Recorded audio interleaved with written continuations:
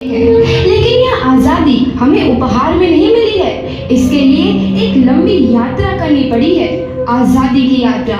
इस यात्रा में हजारों लाखों लोगों ने अपनी जान की कुर्बानी दी। 1919 जलियांवाला बाग। आज हमारी बैसाखी का दिन है, लेकिन पूरा पंजाब बैसाखी नहीं मनाएगा। हम सब बैसाखी नहीं मनाएंगे।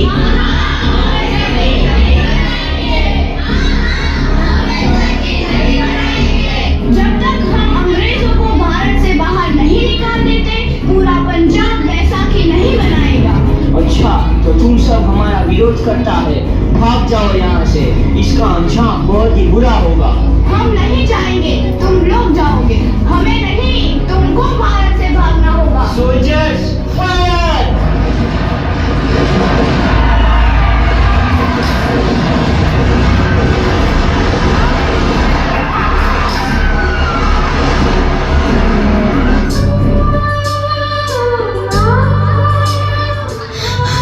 ये जमीन हमारी, ये धरती हमारी, ये खेत हमारे। अभी थोड़ी देर पहले हमारी ये फसलें लहरा रही थी, पर इन अंग्रेजों ने हमारी फसलें बर्बाद कर दी। इन अंग्रेजों ने एक ही झटके में इन सब फसलों को काट दिया।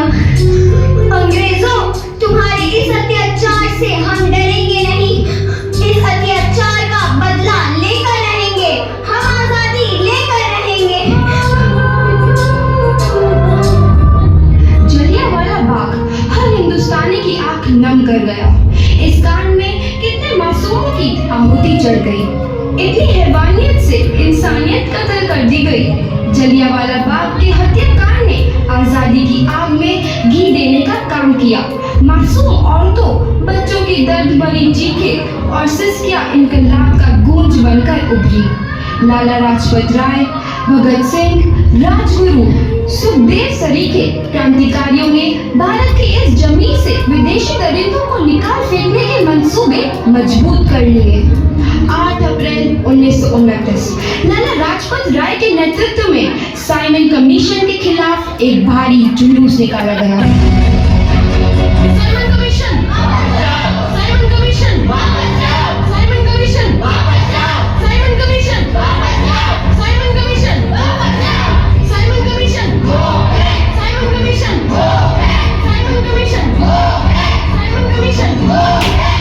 बेवकूफ इंडियंस, तुमको हमारी बात समझ में नहीं आती। Stop please. साइमन कमीशन नहीं मानता। आई से स्टॉप दिस। लाला जी, आप आगे बढ़ो, हम आपके साथ हैं। लाला जी, संघर्ष करो, हम आपके साथ हैं। लाला जी, संघर्ष करो, हम आपके साथ हैं। लाठी चार्ज करो।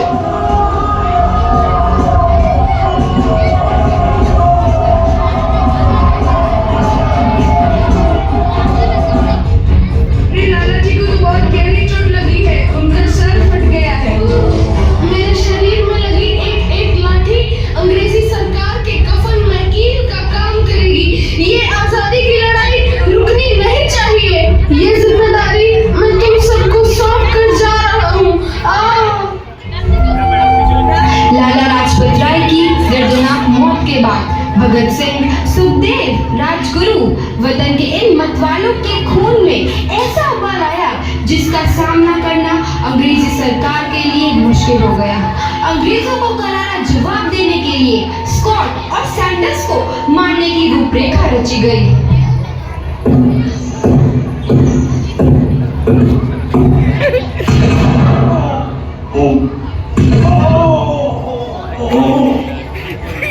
सैंडर्स मारा गया। चारों तरफ तहलका मचा था। दीवारों पर लिखा था, लाला जी की मौत का बदला ले लिया गया है। भगत सिंह समेत सभी वहां से फरार हो गए। 8 अप्रैल 1929 दिल्ली में ब्रिटिश सरकार की सेंट्रल लेजिस्लेटिव असेंबली की बैठक में 2 बम धमाके की आवाज सुनाई दी।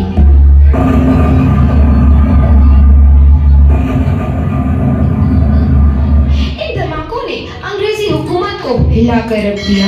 इस घटना को अंजाम देने वाले भगत सिंह, राजगुरु और सुखदेव ने अपने आप को अंग्रेजों के हवाले कर दिया। 1930 को अदालत ने अपना फैसला सुनाया। मुलजिम भगत सिंह, मुलजिम राजगुरु, मुलजिम सुखदेव को दफा 121 और दफा 302 के तहत ये अदालत तीनों को मुजरिम करार देती है और इस गुस्ताखी के लिए ये अदालत इन तीनों को सजाए मौत की सजा सुनाती है। सरफरोशी की तमन्ना अब हमारे दिल में है, देखना है जोर कितना बाजुए कातिल में है।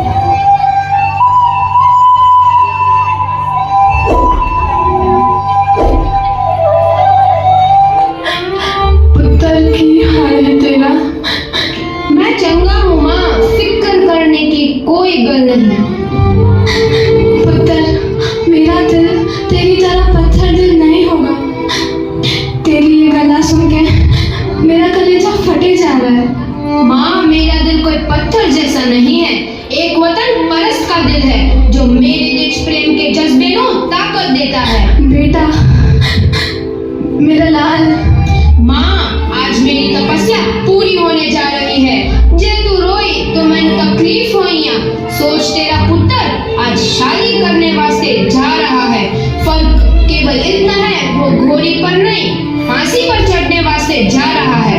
आज तू क्रांतिकारी की माँ है, कल तू एक शहीद की माँ होगी। माँ। पुत्र भगत, तू इतनी छोटी उम्र में हम सबको छोड़ के चला जाएगा। तूने जिंदगी में देखा ही क्या है पुत्र? मैंने अपनी माँ देखी है, जिसने मुझे एक ही बात बताई है कि बेटे, अपने देश के लिए एक बार मरना 100 बार जन्म लेने के बराबर होता है। अच्छा माँ, अब आशीर्वाद दे, आखिरी बार विदाई लेने का समय आ गया है। भगत, मेरे लाल।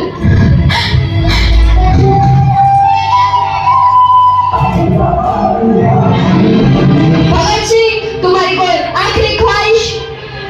हमारे हाथ खोल दिए जाए। हम तीनों दोस्त एक दूसरे से गले मिलना चाहते हैं, उनके हाथ खोल दिए जाए।